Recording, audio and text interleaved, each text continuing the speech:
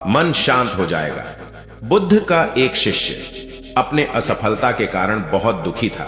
उसकी दुख का कारण था कि वह लोगों के ताने नहीं सुन पाता था, लेकिन बुद्ध करुणा और मित्रता का पालन करने के लिए कहते थे। जब भी वह भिक्षा मांगने जाता तो उसे ऐसी कई लोग मिलते जो उससे कह दे कि तुम तो हट्टे कट्टे हो, कुछ काम करके पेट पालना सीखो, ऐसे ही भिक्षा मांगते, तुम्हें शर्म नहीं आती।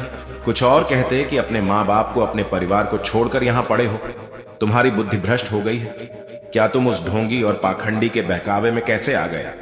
वह भिक्षु इन सब को जवाब देना चाहता था, लेकिन बुद्ध की आज्ञा के कारण, उनकी नियमों के कारण वह कुछ कह नहीं पाता था। चुपचाप वहां से निकल जाता। लेकिन हम भले ही अपने विचारों को बाहर प्रकट ना करें, उन्हें रोक लें, मगर एक बार विचार उठ जाएं तो वह भीतर ही घमासान मचा देता है। उस भिक्षु का भी यही हाल था। बुद्ध की नजर अपनी उस भिक्षु पर थी। वह जानते थे कि इस भिक्षु के मन में क्या चल रहा है। बुद्ध ने उस भिक्षु से कहा, हमारे विचार बहुत प्रबल होते हैं। अगर यह सही है तो हमें बुलंदियों तक ले जा सकते हैं, और अगर हमारे विचार सही ना हो तो यह हमें अंधकार में गिरा सकते हैं।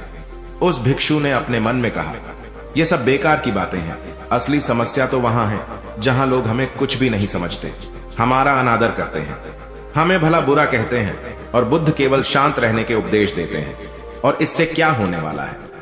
वह भिक्षु लोगों द्वारा रोज रोज एक बात सुनकर परेशान हो गया था, दुखी हो गया था। वह सोचने लगा था कि शायद उसने भिक्षु होकर कोई गलती कर दी है। वह नहीं जानता था कि बुद्ध को उसकी पल पल की खबर है। वह जानते हैं कि उसके मन में क्या चल रहा है। एक दिन बुद्ध ने उस भिक्षु से कहा, हम केवल उन्हीं की बातों को पकड़ लेते हैं जो हमारे मन पर चोट करते हैं, हमारे अहंकार को चोट पहुंचाते हैं, और ऐसे लोगों की संख्या बहुत कम होती है। लेकिन हम उन लोगों की बात को महत्व नहीं देते जो हमारे साथ होते हैं, हमेशा हमें प्रोत्साहित करते हैं, और जो हमारी दुख में हमारे साथ खड़े रहते हैं। हम इन सब को छोड़कर उस एक व्यक्ति के बारे में सोचते रहते हैं जिसने हमें भला बुरा कहा, और चिंतित होते रहते हैं। भिक्षु ने अपने मन में सोचा, यह तो बुद्ध है, उन्हें क्या पता कि हम क्या चाहते हैं। भिक्षु अब क्रोधित रहने लगा। मैं सम्मान पाने के लिए भिक्षु बना था ना कि अपमान पाने के लिए। एक दिन बुद्ध ने उस भिक्षु से कहा, आज तुम मेरे साथ भिक्षा मांगने चलोगे। यह सुनकर मैं भिक्षु बड़ा खुश हुआ। उसने सोचा, बुद्ध के साथ रहूंगा तो सम्मान खुद ही मिलेगा। वह भिक्षु और बुद्ध एक नगर में भिक्षा मांगने के लिए गए। लोगों ने बुद्ध का बहुत आदर किया। बुद्ध के साथ आयुष भिक्षु का भी उतना ही आदर किया गया। वह भिक्षु मन में सोचने लगा, यह होता है, राजा के पुत्र होने का कमाल सब जानते हैं कि यह बुद्ध है और राजा के पुत्र है, इसलिए ही नहीं इतना सम्मान मिलता है। और एक हम है कि लोग अपमान करते जाते हैं। नगर से शिक्षा लेने के बाद एक गांव से होकर बुद्ध गुजरे। उस गांव के लोग बुद्ध को पसंद नहीं करते थे। बुद्ध ने वहां एक घर से भिक्षा मांगा, और उस घर की मकान मालिक ने बुद्ध को बहुत भला बुरा कहा। वहां लोग इकट्ठे हो गए और उन सब ने बुद्ध को ढोंगी, पाखंडी और ना जाने क्या क्या कहा, और आगे से वहां ना आने की चेतावनी भी दी। उस गांव के लोग बुद्ध का अपमान करते, लेकिन बुद्ध फिर भी शांत रहते और सबको आशीर्वाद देते, सबकी कल्याण की कामना करते और मुस्कुराते। उस भिक्षु को यह समझ नहीं आ रहा था कि यह क्या हो रहा है।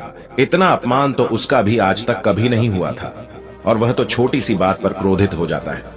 लेकिन बुद्ध तो बिल्कुल शांत है, जैसे कुछ हुआ ही नहीं, और उनमें जरा भी क्रोध नहीं है। वह उनका भी कल्याण चाहते हैं जो उन्हें भला बुरा कहते हैं। बुद्ध और वह भिक्षु वापस बिहार लौट आए। भिक्षु ने देखा कि वह अभी भी वैसे ही हैं जैसे कि वह हमेशा रहते हैं, बिल्कुल शांत। इतना सब कुछ हो गया, लेकिन वह अभी भी शांत रहते हैं। उन्हें अवश्य ही उस गांव का बहिष्कार कर देना चाहिए और वहां किसी को नहीं भेजना चाहिए। उस भिक्षु ने बुद्ध से हाथ जोड़कर कहा, है बुद्ध, हम इस गांव में नहीं जाना चाहिए।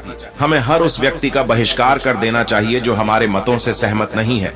बुद्ध ने उस भिक्षु को और वहां बैठी सभी भिक्षुओं को संबोधित किया और कहा, मान लो एक आदमी पृथ्वी खोजने के लिए आता है, तो क्या पृथ्वी उसका विरोध करती है? नहीं, भिक्षुओं ने कहा। नहीं तथागत, बिल्कुल नहीं। बुद्ध ने कहा, मान लो कोई आदमी आकाश में बहुत सारे रंग लेकर चित्र बनाना चाहता है, तो तुम क्या समझते हो, क्या वह कोई चित्र बना सकेगा? भिक्षुओं ने कहा, नहीं, बिल्कुल नहीं। बुद्ध ने कहा, क्यों नहीं बना सके? भिक्षुओं ने कहा, क्योंकि आकाश कोई जगह नहीं है जिसमें रंग भरा जा सके। आकाश में सब कुछ है, लेकिन फिर भी उसमें कुछ भी नहीं है। बुद्ध ने कहा, मान लो कोई आदमी जलती हुई मशाल लेकर किसी नदी में आग लगाना चाहता है, तो क्या वह आग लगा सकेगा? शिष्यों ने कहा, नहीं बुद्ध, ऐसा नहीं हो सकता। बुद्ध ने कहा कि क्योंकि नदी में जलने का गुण नहीं है। बुद्ध ने कहा है, वो जैसी पृथ्वी आघात अनुभव नहीं करती। आकाश हमेशा स्वस्थ रहता है। नदी का पानी अग्नि से प्रभावहीन रहता है। उसी प्रकार अगर तुम्हारा कोई अपमान भी कर दे, यदि तुम्हारे साथ कोई अन्याय भी कर दे, तो भी तुम अपने विरोधियों के प्रति मैत्री का भाव बनाए रखना। तुम रमण पृथ्वी की तरह दृढ़ हो, आकाश इतना स्वच्छ हो, नदी की तरह गंभीर हो, और यदि तुम मैत्री का अभ्यास रखोगे तो कोई तुम्हारे साथ कैसा भी है। प्रीतिकर, व्यवहार में तुम्हारा मन विचलित नहीं होगा और तुम्हारे विरोधी लोग जल्दी ही थक जाएंगे। उस भिक्षु को बुद्ध की बात समझ आ गई और उसने अपने मन को नियंत्रण में किया। उसने करुणा के साथ मित्रता का अभ्यास किया। बुद्ध ने यह बात अपने शिष्यों को बताई थी, लेकिन हमारे जीवन में यह बात कहां सटीक सही बैठती है, उसे भी समझना जरूरी है। बुद्ध के बताएं इस उद्देश्य को लोग अपनी अपनी तरह से देख सकते हैं। कुछ लोगों को यह बात समझ नहीं आएगी कि वह ऐसा कैसे कह सकते हैं कि कोई तुम्हारे साथ अन्याय भी कर दे तो भी उसके साथ दोस्ती का संबंध बनाओ। वास्तव में बुद्ध हमें यह समझा रहे हैं कि मन बड़ा प्रबल होता है। हमें वह बेकार की बातों में उलझा देता है, हमें समस्याएं दिखाता है। कभी कभी समस्याएं होती भी नहीं है और हम समस्या बना लेते हैं। कोई आपसे लड़ना झगड़ना चाहता है और आप उससे लड़ झगड़ बैठते हैं। आप खुद सोचिए, इस जगह कहां कहां होगा जो लोग आपको सही कहते हैं, लेकिन कोई एक व्यक्ति आपको गलत कह दे तो आप उस व्यक्ति की बातें पकड़कर बैठ जाते हैं। तब आप यह नहीं सोचते कि उसने मुझे गलत क्यों कहा, क्या वास्तव में मेरे भीतर में गलती है, बल्कि आप यह सोचते हैं कि मैं कैसे उस एक व्यक्ति को गलत साबित करूं। आपकी सारी कोशिश उस एक व्यक्ति के लिए होती है, न कि उन 99 लोगों के लिए जो आपको सही कहते हैं। आप सारी जिंदगी कुछ पाने के लिए भाग दौड़ करते रहते हैं, लेकिन आप कहना क्या चाहते हैं यह कभी आपको पता नहीं चलता। और इसका एकमात्र कारण है आपका मन जो शांत नहीं है, जो हमेशा कुछ ना कुछ बोलता ही रहता है, बनाता ही रहते हैं, जो आपको व्यस्त रखना चाहता है, जो आपको सोचने नहीं देता कि दुनिया सुंदर भी हो सकती है, या आपको जो समस्या है उसका समाधान शांति में भी हो सकता है। हम हमेशा किसी एक ऐसे व्यक्ति को ढूंढने की कोशिश करते हैं जो हमारी समस्या का समाधान कर दे, हमारी मुश्किलों का हल निकाल दें और हमारे जीवन में कभी समस्या ही ना आए।